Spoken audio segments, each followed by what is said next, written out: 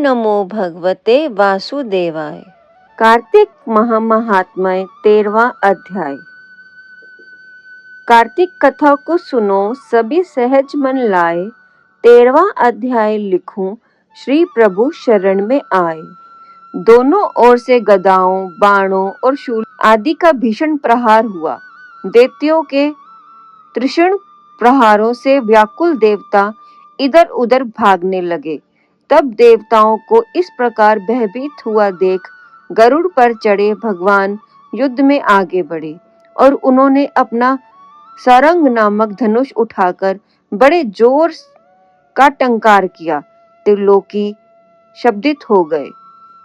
पर मात्र में भगवान ने हजारों दैत्यों के सिरों को काट गिराया। फिर तो विष्णु और जलंधर का महासंग्राम हुआ। बाणों से आकाश भर गया। लोग आश्चर्य करने लगे। भगवान विष्णु ने बाणों के वेग से उस दैत्यों की ध्वजा, छत्र और धनुष बाण काट डाले। इससे व्यथित हो उसने अपनी गदा उठाकर गरुड़ के मस्तक पर दे मारी। साथ ही क्रोध से उस दैत्य ने विष्णु जी की छाती में एक तीक्ष्ण बाण मारा। इसके उत्तर में विष्णु जी ने उसकी गदा काट दी और अपने शरंग धनुष पर बाण चढ़ाकर उसको भींदना आरंभ किया। इस पर जलंधर इन पर अपने पैने बाण बरसाने लगा। उसने विष्णु जी को कई पैने बाण मारकर वैष्णव धनुष को काट दिया। धनुष कट जाने पर भगवान ने गदा ग्रहण कर ली और शीघ्र ही जलंधर को खींचकर मारी, परंतु उस अग्निवत अमोघ गदा की मार से भी वह दैत्य कुछ भी चलायमान न हुआ। उसने एक अग्निमुख त्रिशूल उठाकर विष्णु जी पर छोड़ दिया। विष्णु जी ने शिव के चरणों का स्मरण कर नंदन नामक त्रिशूल से उसके त्रिशूल को छेद दिया। जलंधर ने झटपटाकर विष्णु जी की छाती पर एक जोर का मुष्टिक मारा। उसके उत्तर में भगवान विष्णु ने भी उसकी छाती पर अपनी एक मुष्टि भुवों और मुष्टि को से बाहु युद्ध करने लगे। कितनी ही देर तक भगवान उसके साथ युद्ध करते रहे। तब सर्वश्रेष्ठ मायावी भगवान उस दैत्य राज से मेघवाणी में बोले, ए रण द्रुमद दैत्य श्रेष्ठ, तू धन्य है जो इस महायुद्ध में इन बड़े बड़े आयुधों से भी भयभीत न हुआ।